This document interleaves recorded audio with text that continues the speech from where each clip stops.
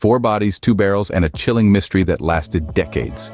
Who were the victims of the Allenstown murders, and who was the person behind this heinous crime? The year was 1985, just another year in the quiet town of Allenstown, New Hampshire. But little did anyone know, the tranquility of this place was about to be shattered. Nestled among the thickets of Bear Brook State Park, a barrel was discovered. It was out of place, an anomaly in the otherwise untouched wilderness. But the real shock came when the barrel was opened, revealing a sight that would haunt the town for decades to come. Inside were the remains of 2 individuals, an adult woman and a young girl. The authorities were baffled. Neither of the victims were identifiable. No missing persons reports matched their descriptions. It was as if they had never existed, their lives erased and replaced by a grim epitaph in a barrel. The location of the barrel added another layer to the mystery. Bear Brook State Park was a remote, sprawling expanse of woodlands. It was not a place people stumbled upon by accident. Someone had chosen this location, this hidden corner of the world, to hide their dark secret. And so, the town was left with an unsolved mystery. Who were these victims? Why were they in that barrel? And perhaps most chillingly, who was the person responsible for such a gruesome act? The questions echoed in the silence of the park, unanswered and haunting. The discovery of the barrel marked the beginning of a mystery that would span decades. It was the first chapter in a story that would grip the nation, a tale of lost identities and a killer lurking in the shadows. The Allenstown murders had begun, and so had the decades-long journey to uncover the truth. A second barrel, a dreadful echo of the past, and 2 more victims added to the count. 15 years after the initial discovery, the year 2000 brought with it a horrifying sense of déjà vu. Just a stone's throw away from the original location, another steel drum was discovered, bearing the grim remains of 2 more young girls. The local authorities were once again faced with the daunting task of investigating this macabre mystery. The second barrel mirrored the first in its chilling contents, and the questions began to pile up just as quickly. Who were these girls? How were they connected to the first victims?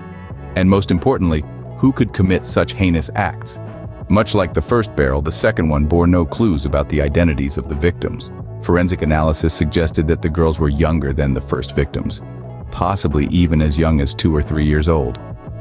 The realization that the killer, or killers, had targeted such young victims sent shockwaves through the community and the nation at large. Despite the tireless efforts of investigators, the identities of the victims remained a mystery. The lack of any missing persons reports matching their descriptions added another layer of complexity to the case. Were these girls from out of state, or even out of the country? The possibilities seemed endless, and the answers seemed hopelessly out of reach. The investigators were determined not to let this case go cold. They continued to dig deeper, reaching out to other law enforcement agencies and utilizing every tool at their disposal. The public was also urged to come forward with any information, no matter how insignificant it might seem. Every lead, every tip, every hunch was pursued with relentless determination. But as the days turned into weeks and the weeks into months, the grim reality began to set in. The identities of these 4 victims remained a mystery, their stories untold, their voices unheard, and the person or persons responsible for their deaths remained at large, hidden in the shadows of this chilling mystery.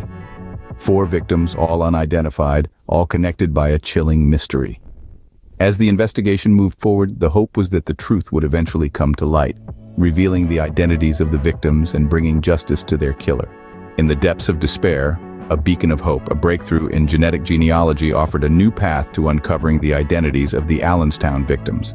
Genetic genealogy, a blend of traditional genealogical methods and DNA testing, was a game-changer in this case. It was the key that unlocked the mystery surrounding the identities of the victims. This innovative science allowed investigators to trace the lineage of the victims by linking their DNA with that of their distant relatives who had voluntarily submitted their genetic data to public databases. The adult woman and 2 of the children were identified as a mother and her 2 daughters. Their identities were pieced together like a jigsaw puzzle using the genetic breadcrumbs they left behind. The process was painstaking, but it ultimately revealed a family torn apart by unspeakable violence. But the 3rd child remained an enigma. Her genetic profile didn't match the others. She was not a member of this family by blood, Yet she was not a stranger either. Her DNA was linked to the very person who had ended their lives. She was related to the murderer. This revelation was a chilling reminder of the complexity of this case. It underscored the brutal reality that the victims were not random, but were specifically targeted by someone they knew. The familial connection deepened the horror of the crime and highlighted the personal nature of the violence. The use of genetic genealogy in this case was a triumph of science over silence. It gave names back to the nameless and brought the forgotten back into the light. It gave a voice to the victims and allowed them to tell their own story, even from beyond the grave. But with every answer came new questions. Who was this third child? And why was she targeted along with his family? Most importantly, who could commit such a heinous act against their own kin? The identity of the victims was a significant piece of the puzzle, but it only served to underscore the monstrous nature of the crime. A family shattered, their identities reclaimed, but who had committed such an unthinkable act? A name emerges from the shadows, linked to the Allenstown murders by ties of blood and violence. As the pieces of this intricate puzzle start to come together, it becomes clear that the man behind the horrific crime is none other than Terry Peter Rasmussen. But who exactly is Terry Peter Rasmussen? Born in the mid-20th century, this man led a life shrouded in darkness and deceit. His journey into the world of crime began with a history of violence and escalated into a series of gruesome murders that would span over 2 decades. Rasmussen was a master of deception, constantly on the move and assuming multiple identities to evade law enforcement. From the charming Curtis Kimball to the mysterious Robert Evans, each alias was a carefully crafted facade, hiding a man capable of unimaginable atrocities. However, it was through these aliases that investigators finally managed to connect Rasmussen to the Allenstown murders. Using advanced genetic genealogy techniques, they matched DNA from the crime scene to one of Rasmussen's known children. This breakthrough was the first step in unmasking the killer and exposing his cruel deeds to the world. But the real breakthrough came when investigators traced Rasmussen's movements and discovered a chilling pattern. He had been in the vicinity of Allenstown around the time of the murders. This, combined with the DNA evidence, painted a damning picture. Rasmussen's life was one of constant flight and subterfuge, always one step ahead of the law. But in the end, it was his own blood that betrayed him. His violent acts, once hidden behind a veil of anonymity, were now laid bare for all to see. The discovery of Rasmussen's identity not only solved the Allenstown murders, but also exposed a chilling network of crime stretching across the country.